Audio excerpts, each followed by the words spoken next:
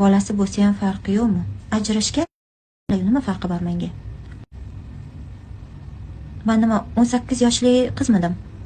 Misol uchun men agar o'zimdan yoshi kattalarni kutsam, hammasi uylanib ketgan. Kimnidir erini tortib olishim kerakmi? Bular yashab yurgan bo'lsalar, ajralganlar, davno, уже почти 1 yil bo'ladi yaqinda. Xullas, mana men sizlarga haqiqatni aytaman. Men turmush o'rtog'imni uylanmaganlar dedim. Ular ofitsialni uylanmaganlar.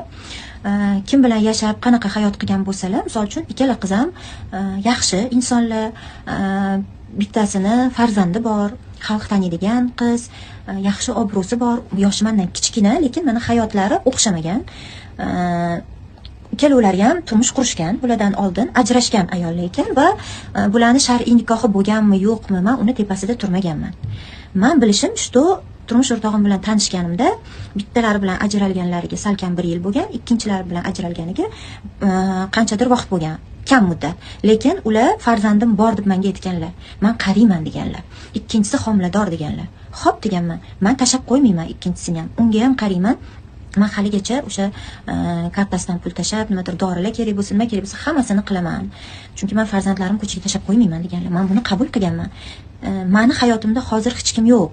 Men uylanmoqchiman deb aytganlar menga. Men rozi bo'lganman. Ungacha biz gaplashganmiz. Adamdan borib rozilik olib kelganlar, onalari bilan tanishganlar. Bu to'ygacha ancha vaqtimiz o'tganda birgalikda. Men hech kimning hayotini buzib kirmadim. Men birovning bolasini yetimam qiladigan qiz emasman. Agar turmush o'rtog'im ikkinchi farzandlari ham eson-omon tug'ilsa, olib kelib shuni boqasan deb menga olib kelsalar, men boqaman. Chunki bola u. Men hech qachon yosh bolalarga nafrat bilan qarab, birovning bolasi yo anu ayol yo bu ayollarni men doim hurmat qilganman. Hech qachon hech kimni tanlovini men haqorat qilmayman.